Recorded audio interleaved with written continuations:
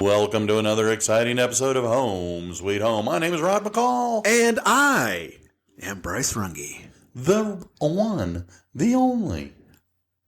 Bryce Runge. Yes. Is that too loud for you? I know you were complaining about your ears. Oh, no. You did just fine. Okay. Make sure So, I listen to our podcast. Do you listen to our podcast? I'm not sure why you asked me that. Well, so I listen to because I'm not going to lie. So I listen to them a lot of times. Sherry and I will, if we're in the car together, we'll listen to them and we'll talk a little bit about the different episodes or what's going on. Some things that we talk about, or we'll wait till it's all over and we'll chit chat about, whatever the topic was. And I've noticed over the last 4 or 5 episodes, we have mentioned a little here, a little there about what we as parents are doing and how there's a lot of unintended as well as intended messages that we are communicating to our children. Mm-hmm. And, we've talked about our parents and some of the things that they've done and how we growing up were influenced by the things that our parents did or didn't do, things they said or didn't say. Right. And so it got me thinking about the idea of looking a little deeper into all the different kinds of subtle and not so subtle ways we actually teach and raise our children. And so I thought that if you're okay, maybe we could kind of explore a little bit on the various ways that our children are learning from us.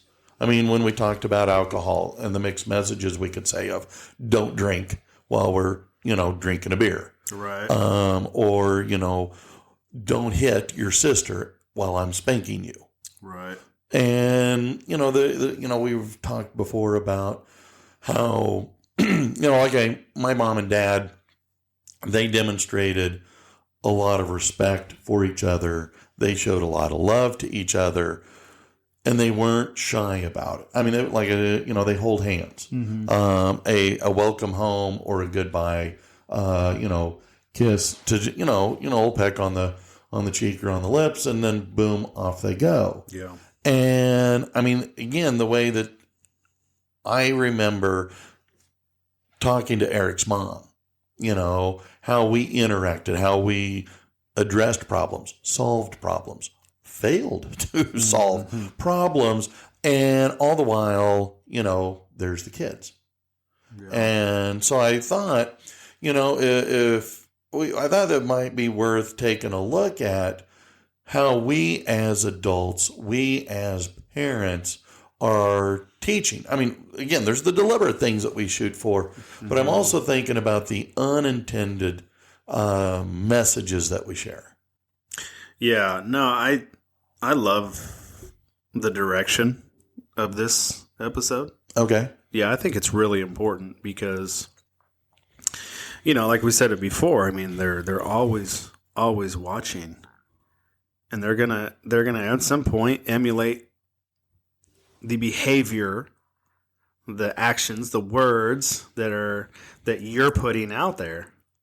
Uh-huh. And so, yeah, I think it's absolutely important. To even go a little bit further than that, and I know, and just a little sidebar, everyone's watching anymore. Yeah, with cameras and the like. Yeah, for me, I try and be mindful of that when I'm driving. I know you fail at that miserably, but when I'm driving, yeah. When I'm in the, fast food or, if I'm whatever, especially when the kids are with us, mm-hmm. Like it's. I think we forget that, man, people are watching you.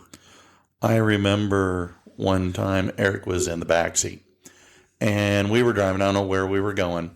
And I was getting a little bothered by some of the other folks around me and their wonderful driving skills. And I started to say a few choice words that they could not hear. But there was Eric in the back, and he goes, "Now, Daddy," as a nice reminder of, oh, yeah, come back down to reality. Yeah. And so, well, one of the things when I was prepping for our conversation about this was discovering that there's a variety of research that says that kids, whatever they see, whatever they experience, positive or negative, especially negatives, that they can kind of rebound pretty easily. And that when you're young, kids are truly resilient. Now, they can suffer, there is the trauma of various issues that take a little while, may require some input, but they can't overcome whatever the issue might be, no matter how dramatic, no matter how traumatic. But with time and with assistance, you can overcome a wide variety of issues. Right. Now, I mean, because family has stress. I think we've talked about that before.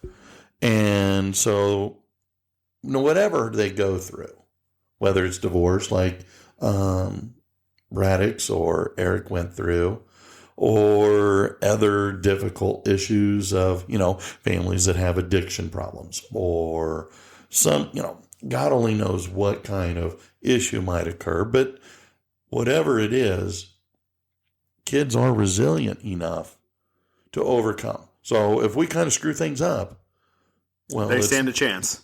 They kind of do. And it was kind of nice to know that they can overcome. Yeah. So, yeah, I agree with that. So I thought that was important place to kind of start. That Yeah.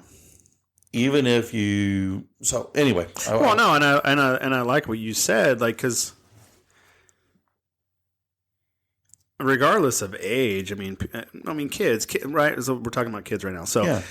kids are going to experience crisis. Mm-hmm. But I like what you said, and that they can rebound from that. Sometimes they're gonna need to rebound with someone else, whether that's counseling or therapy, and right some input. But I like that you said that. While still they are very resilient, and they can overcome because there's a lot of trauma that kids experience. Oh, absolutely. At home, at school, whatever it Yeah, might you be. name it. Yeah. But here's one thing that I found very interesting is that kids are really good lie detectors. That as young as 4, a kid can detect a lie. So don't lie to your kids. I mean, you don't have to. Okay. I preface that by saying it's okay. We've got Christmas. We've got Easter.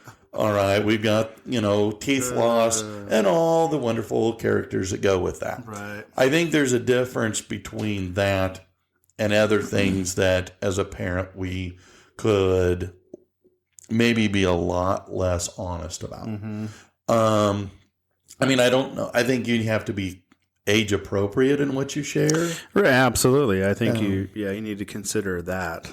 Sure. For sure. But now you don't need to go into massive detail. Mm-hmm. But is something wrong, Dad? Is something wrong, Mom? Mm-hmm. Well, yeah, we're it's nothing we can't take care of. It's just a little, we got a few issues that Dad and I or Mom and I are working through. Whatever it might be, you don't lie. No, everything's fine. When it may not be fine.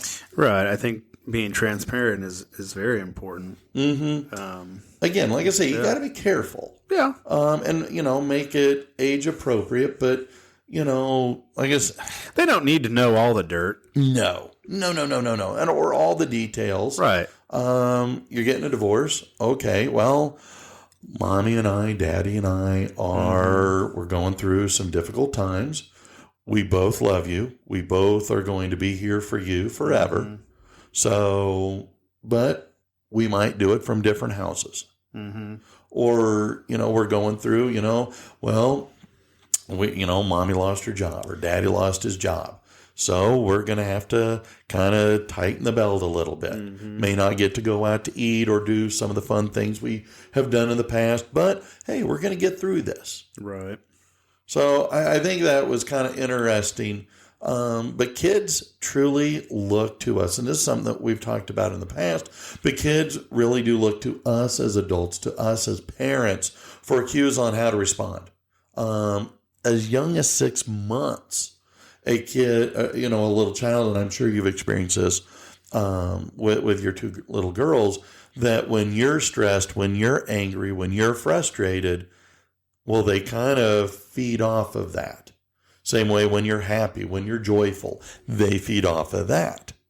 And so, are you saying that because like I've been stressed lately and it's like chaos around here with the two little? Why was that a little? No. I'm picking up what you're throwing down. No. What I'm saying is that we, even our nonverbal, can be a communication. Mm-hmm. And that our kids do get stressed when we get stressed. But when we're happy, they get happy. So just be aware that even if we're not saying anything in direct language, our nonverbal can be very loud. Right. Well, I could speak to that just last couple of weeks, with Suzanne's dad. She, he took a turn for the worse a little bit. And so she, again, steps in, and then I'm holding it down here, and she's, helping there, and then she's home, and we were just put under a lot of pressure and a lot of stress. And then, I don't know, Briar will be 2 in Act 2, because, they are kids. Uh-huh. And we wonder why that she would continue acting that way, is because we're releasing this stress out into our environment. Mm-hmm. And so now she's absorbing that, and then she's acting cray-cray, and then I'm acting cray-cray, and then there goes the whole damn neighborhood. Uh-huh. So I 100%, absolutely. Well, what I found interesting as well is that by age 5 years old, kids look to parents and begin to kind of deal with issues. Okay, let me see. Let's see. So I want to read it directly. That by age 5, kids are able to make character and behavior judgments from others' facial characteristics and cues. When I saw that, I'm going, oh my gosh. You don't think, they're too young to understand. But if they're picking up on it at 6 months and are able to replicate by age 5, yeah, then our nonverbal is communicating very loudly. Oh my gosh. That kind of sends a shock to my core, hearing that. I get some of it, but man, if statistics are telling us that, my gosh. Well, that's why, I wanted to visit or do a little more conversation about, talking about this, because I think it's interesting to the point of, yes, shock and awe. Mm-hmm. And other things, between ages 4 and 5, kids are able to describe their emotional traits and basically their emotions based on the way that they hear adults in their lives talk about the same thing. I'm stressed. My nephew, he's in 8th grade, and he's talking about having anxiety disorder. Mm-hmm. What does a 13-year-old kid know about anxiety disorder? Well, he's hearing it. He's hearing it in the world in which he lives. Mm-hmm. So being the type of person that we all are, he Googled it. And he goes, oh, that's me. He hasn't been to a therapist. He hasn't been to a counselor. He hasn't been diagnosed using any diagnostic tools, but he's heard. And so he's now going, oh, well, I have anxiety disorder and I don't like crowds. Well, okay, maybe there's truth in that, but how do we know? Right. So, I thought it was interesting. In a 2017 study, it showed the kids anywhere from 18 months to 3 years began to understand 3 basic mental states: perception, emotion, and desire. And I'm thinking, okay. In a 2018 study, it said that the way we teach our children to handle these emotions is extremely important. And how we handle these our various emotions teach our, we're basically teaching our kids by what we're doing. And that a kid's low level of emotional regulation leads to higher levels of problems when that child gets into their adolescent years, 12, 14, 16. Well, if you're having various emotional issues, control issues by then, well, now you're having a hard time getting along with others. Maybe you're having a hard time controlling anger, so you're getting in fights. And maybe you're winding up picking a fight with the wrong person, and next thing you know, you wind up in juvie jail. Right. Or you're having issues at school, anger management problems. Maybe you are depressed. Maybe you are extremely anxious. Why? Because, well, it's how the environment in which you were raised. So we as parents have to be aware of what are we communicating? What are we teaching our kids by how we handle these very same problems? Yeah. So what you're saying is, if I could sum this all up, is that this is the definition of a product of your environment. Yeah. That's why I think we as adults need to be aware. And we probably are, but have we thought about it? Are we thinking about that our kids are always watching? I might disagree with you on that one. Okay. Not that our kids aren't watching, that backing up a couple words, that maybe we're just not aware, or we're aware, we're just not. Now, I think there's a lot of adults that just are clueless. Okay. Because they're so self-absorbed, right? They never took a step back to determine why they have issues, which stem from their upbringing. So you're saying, and now it's a repeat, right? So we've never addressed any issues. So it's multi-generational.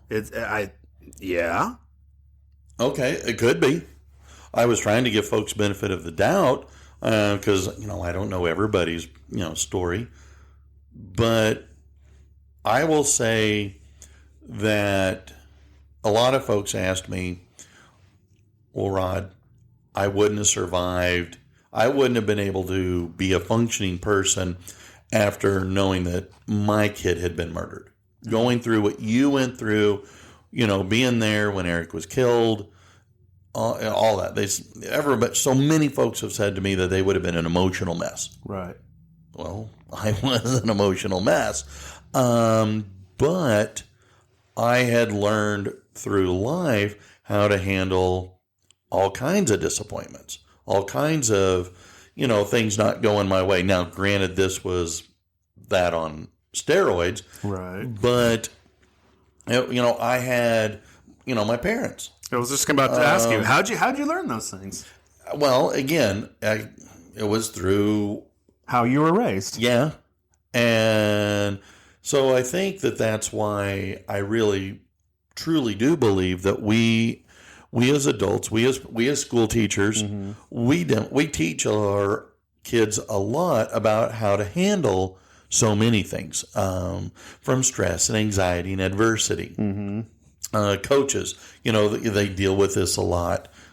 You having been a coach, you having been coached, I think you could speak to that a lot better than I can, but there's so much that we do, so much that we teach, so much that, as kids, we learn from the adults in our lives. And I don't know that we always appreciate that influence that we have. Because, I remember Charles Barkley always saying, well, I don't want to be a role model, so therefore I don't care to be a role model. Never minding the fact that whether he wants to be or not, he is or was, especially when he was playing basketball, a role model for young people. Mm-hmm.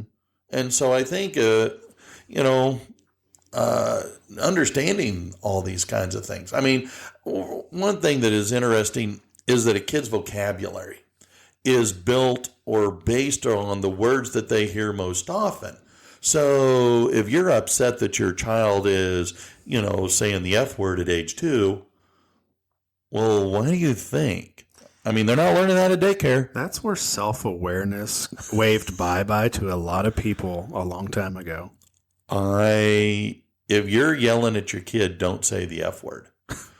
Or any type of curse word. Well, where did they learn it? And maybe it could be the movies or television shows that you're watching. Or radio or any social media platform our kids are on, because it's all flooded in there. Oh, amen. But I would imagine a lot comes from mom and dad. Home. Yeah. Exactly. Or grandma, grandpa, or uncle, or aunt, whoever they live with. Exactly. And or around. Speaking of, no disrespect to my brother Brad, but Braddock's is in California by himself. Yes. Yes, with he's going to be hanging out with Uncle Brad. Oh. Braddock's might be coming back a gangster. So. Well, with maybe some new vocabulary terms such as hit me, double down, and other poker terms. But again, it goes back to think of the words. Yeah. And I listen to my sisters, my sister-in-law, my brother-in-laws, and the language that they use. And if there's a bunch of adults around, okay, if you want to be a little more adultish in your language, but when there's little kids around, even 6 years old, 5 years old, 10 years old, do you want your 10-year-old, your 12-year-old to be dropping F-bombs and, at least one cuss word in every sentence? Mm-hmm.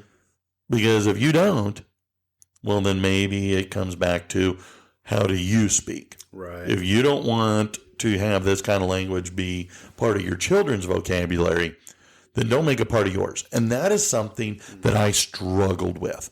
And I guess my role as a school teacher helps me. Yeah.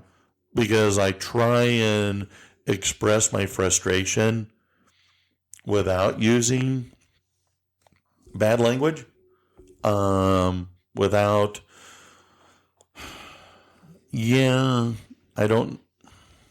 won't say that I'm perfect. Far from it. But when I lose some control, I instantly feel remorse going, I know better than this. Right.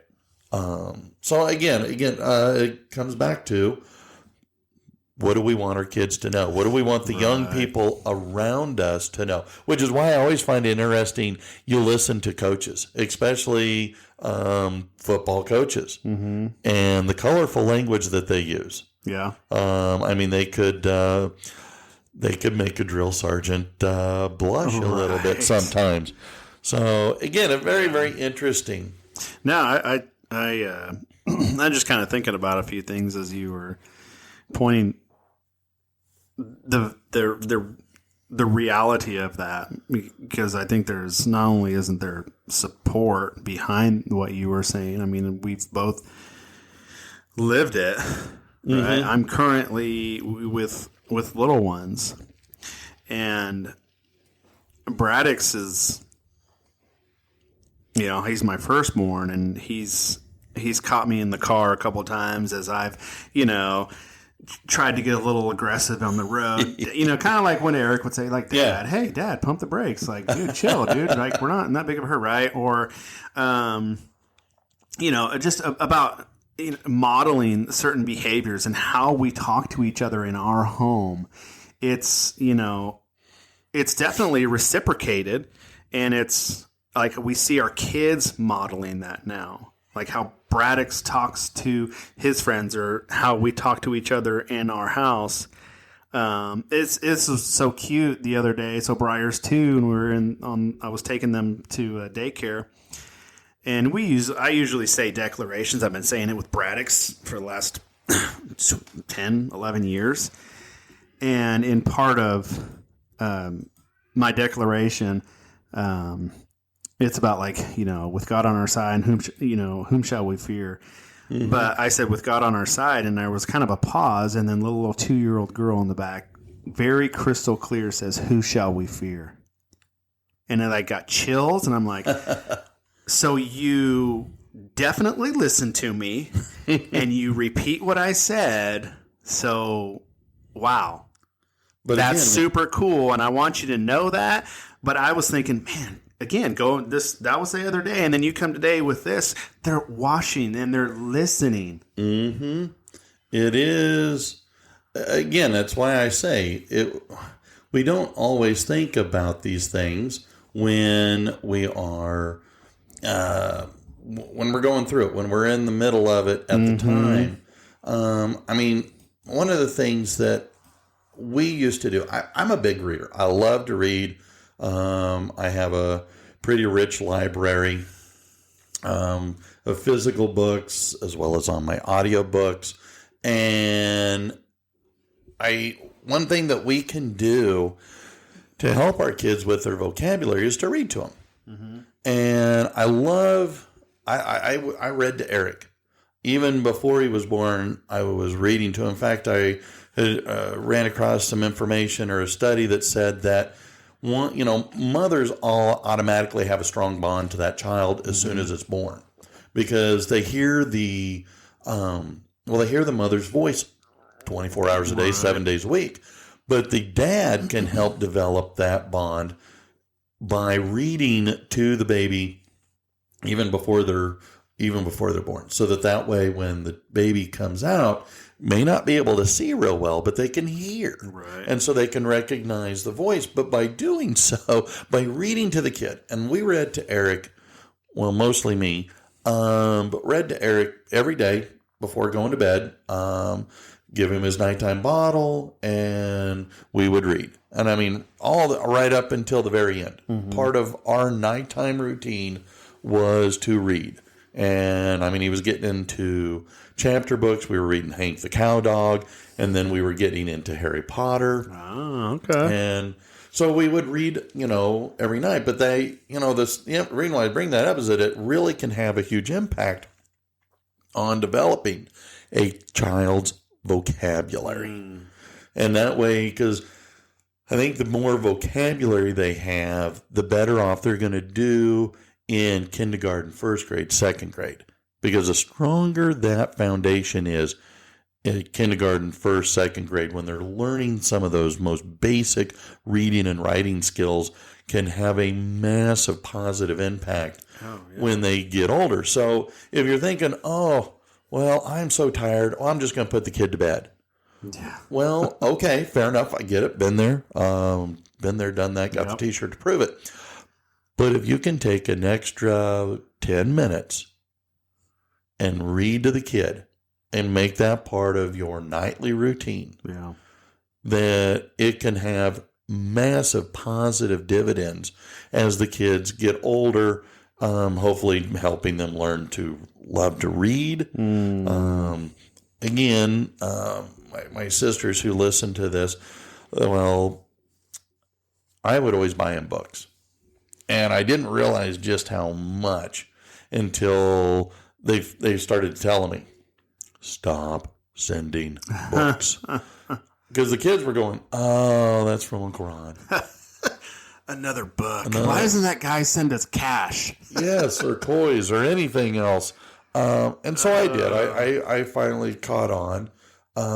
But for Eric, we were always buying books. Yeah. I mean, he had probably several hundred books in his library by the time he passed away. Wow. And so it was, but again, I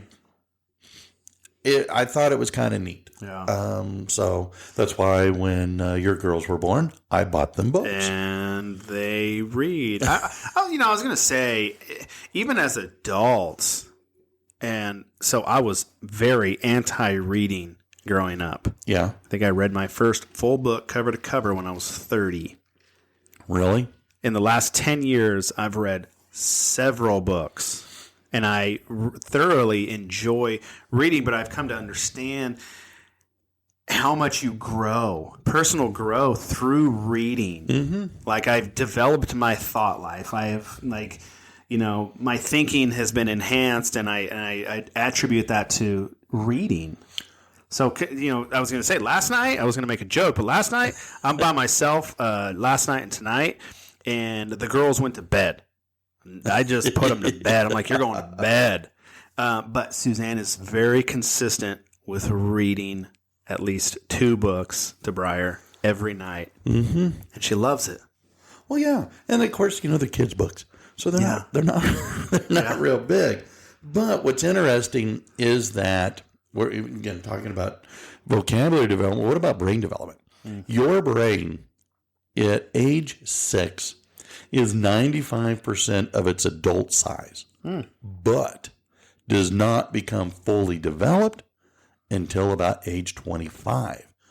So you're constantly learning. That's why, one of the things that they talk about with marijuana, and they talk about, it's not bad.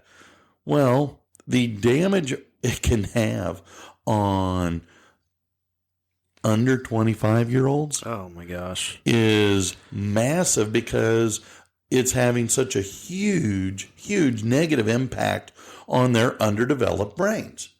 And now the science says once that you get to be, a lot older, into your 30s, 40s, well, the damage is less severe. But for the young kids, I'm not advocating smoking dope. Please don't get me confused with that. What I'm saying is that the damage to your undeveloped brain, can be severe, and that alcohol, does the same thing, but that's something that continues well past age 25 in a fully developed brain. Wow! And so it was very interesting, that we talk about TV.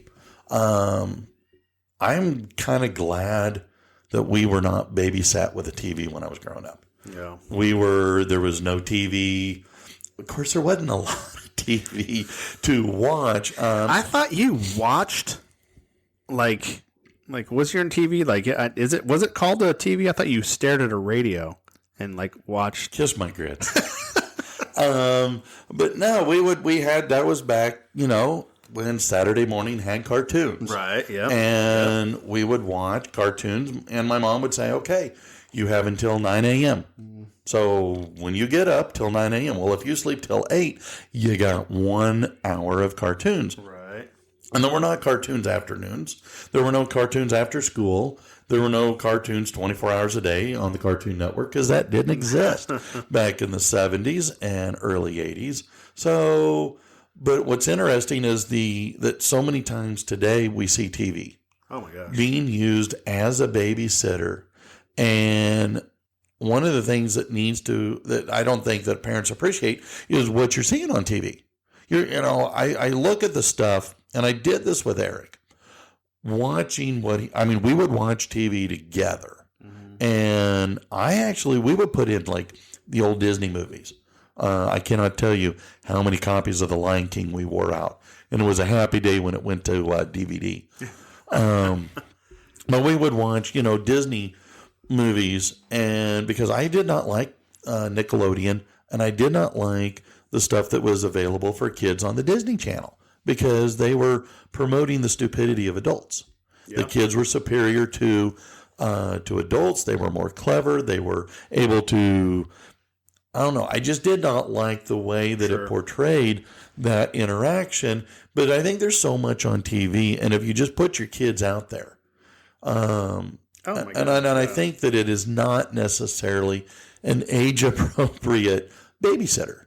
Yeah. And so, I mean, and I've watched my. You sure are making me feel bad because last night the TV did a good job. Well, and there's no, I'm kidding. No, it was only 2 hours worth. Oh, okay. Well, that's fine. But I know that, with Eric, when we would put him on, we'd watch him together, but we would also, it would be background noise. So we'd play a puzzle. Oh, yeah. Or put together a puzzle. We would play maybe with Tinker Toys or Lincoln Logs, or Hot Wheels. Well, at that time it was the Cars from the movie Cars. Oh, the movie Cars. Yeah, we love that. We watch those all the time. Yeah, and whatever toy, but we would engage with stuff. So it wasn't just plop and then you're watching, and next thing you know, you got drool coming out of the corner of your mouth. As your mouth is half open, you go, the guy, your brain isn't off. And so the TV shows, like I say, aren't always, what they are. So TV is fine. I'm not saying don't do it. Right. I'm just saying, as long as you set limits. There you go. I guess that's why they've always called it the idiot box. Yeah. Well, I had a, yes, the idiot box. Except for like the boob tube. Yeah, except for when we watch Jeopardy, because that's knowledgeable information. College basketball, like KU basketball. Of course. That's high quality. That is, I don't know about high quality, but that's some high quality H2O. No, I totally agree with you on that. And I'm going to say it this way. There's so much garbage. When you turn the TV on, any channel, there's garbage in. Mm-hmm. What did they say? Garbage in. Garbage out. So, I mean, garbage, it's all it is. You want to know why kids behave poorly? Well, what are we giving them as examples? And I mean, again, there's some fun TV shows out there, sure. But when you are 7 years old, 8 years old, 10 years old, are you able to really differentiate between, this is acting and funny, haha, versus, well, this is how I need to act. This is how I need to behave. So yeah, I agree with that. That's why, again, it is suggested that if you want to have a TV on in background, that's fine. But have something else going on. Draw. My mom would always tell us, well, go outside and play. I think her exact words were, go outside and get the stink blowed off you. Go outside and dig a hole. Yeah. But I mean, doing things that, drawing, reading a book, physical play, using your imagination. I've read some recent research that talks about because kids are playing video games on their phone, on the computer, on game boxes, and Nintendo Switch, and all those other types of things, they're not really engaging their imagination. In fact, their ability to imagine is going way down because imagination is being replicated for them. Yeah. And so when you say, well, use your imagination, well, I don't know how. Because they're not being encouraged. I mean, again, we would go out. I mean, we played outside all the time. But again, there wasn't TV. I would always, I want to watch TV. I want to watch TV. There really wasn't a whole lot on. Yeah. And like there is now, but I'm glad my parents, again, we were poor. And I didn't know that we were really poor growing up. I mean, I thought everybody's mother made clothes for them.